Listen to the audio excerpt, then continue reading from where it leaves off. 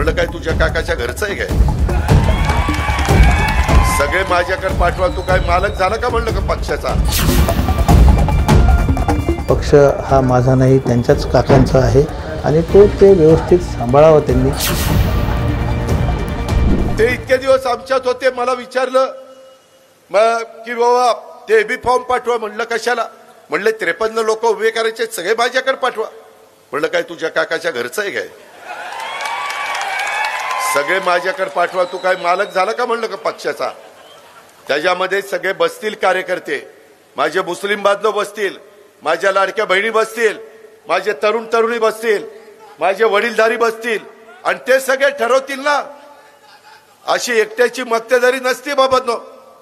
मी पण माझ्या पक्षाचा राष्ट्रीय अध्यक्ष आहे, पण तरी उमेदवार ठरवताना खासदारकीचे, आमदारकीचे, नगरपालिकेचे, महानगरपालिकेचे आपण 4 लोकांना विचारतो. ज्यांचा राजकारणाशी संबंध नाही त्यांना विचारतो, बाबा ह्याचं बॅकग्राऊंड कसं आहे.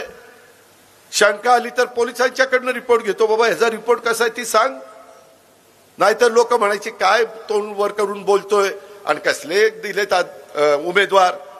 लोकांनी पण त्या उमेदवारांच्या बद्दल एक चांगल्या प्रकारची भावना त्यांच्या मनामध्ये निर्माण व्हायला पाहिजे. पक्ष काय माझ्या काकाचा आहे असं मी कधी म्हटलं नाही आणि एबी फॉर्मचा हट्ट मी धरला वगैरे हे साफ चुकीचं आहे. हे जे खालची टोळी जमा झालेली आहे जिल्ह्यात त्यांची कार्यकारिणीची, काहीतरी मिसफेड हे दादाला त्यांनी केलं आहे. मी दादांना स्वतः बोलण्याचा या बाबतीत प्रयत्न केला होता.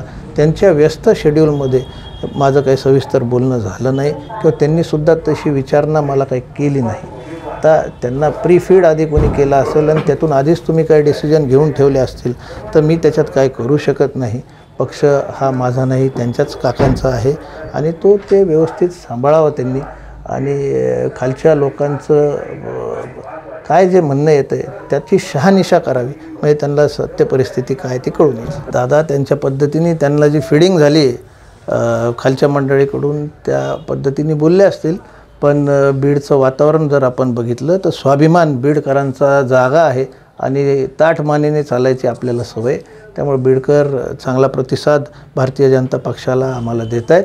त्यांच्या आशीर्वादावर पुढचे 5 वर्ष बीड नगरपालिकेत चांगला कारभार राहील याची मला शाश्वती आहे, मला विश्वास आहे. मला वाटतं त्यांच्यात मतं ही विभागणी होताना आपल्याला दिसते.